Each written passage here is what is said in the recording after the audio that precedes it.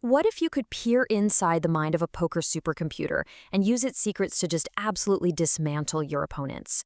Well, today we're going to break down the exact framework pros use to turn all that theory into cold, hard cash.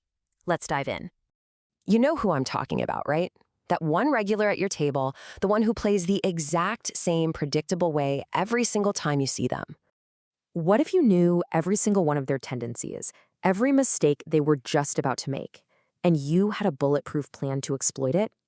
That's exactly what we're going to cover.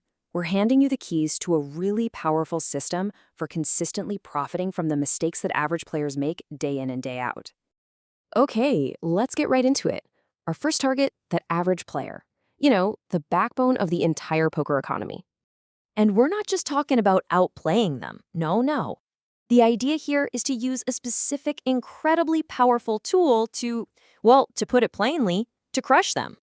So what is this crazy tool? Well, let's pull back the curtain and talk about the pro's secret weapon. It all starts with something called GTO, which stands for Game Theory Optimal. Now, what is that? Just think of it as the perfect way to play poker. If you played pure GTO, you'd be literally unexploitable. You'd be a poker terminator. Now, here's the thing. We humans, our brains can't possibly calculate this stuff perfectly in real time. But you know what can? Computers. And these programs are called solvers. For our purposes, you can think of a solver like a genius advisor sitting on your shoulder telling you the absolute perfect play in any situation. And this right here, this is the whole game. This slide perfectly shows the central conflict. On one side, you've got the solver playing a perfect, unexploitable strategy.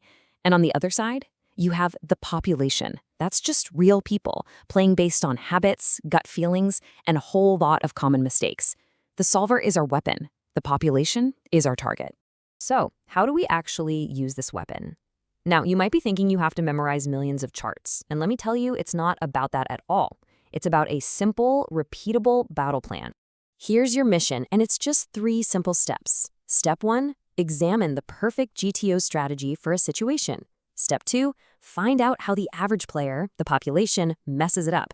And step 3, design a counter strategy specifically to exploit those mistakes and make the most money possible. Examine, find, design. That's the entire framework. Okay, theory is great, but it doesn't win you any chips at the table, right? So let's see this whole framework in action. We're going to walk through a really common poker hand to see how this all comes together.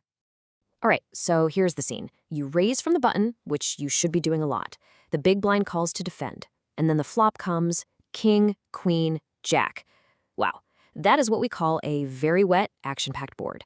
So what's the perfect play? And more importantly, how does the average player get it wrong? So the first thing our GTO supercomputer is going to think about is something called range advantage. And it's the main reason the perfect strategy is to bet here a ton. See, because you raised from the button, your range of possible hands is just way stronger on average than the big blind's range, who just called. And this range advantage is actually made up of a few different things. First, you have the nut advantage, meaning you have more of the absolute best hands, like straights and sets. You also have an equity advantage. Your average hand is just stronger than their average hand. And you have fewer total misses, or air hands. The bottom line is, this board is amazing for you and pretty bad for them. Okay, now this is where it gets really interesting. This is where we find the gap. This is a little snapshot from the solver. And you'll notice something fascinating. The solver actually bets sometimes with hands like king 8 or king 9, weaker top pairs. And this is a huge difference from how a normal player thinks. Come on, think about it. If you're an average player and you have king 9 on this scary board, what's your first instinct? It's to check, right? You're worried about getting raised, you just want to control the size of the pot and see the next card for free.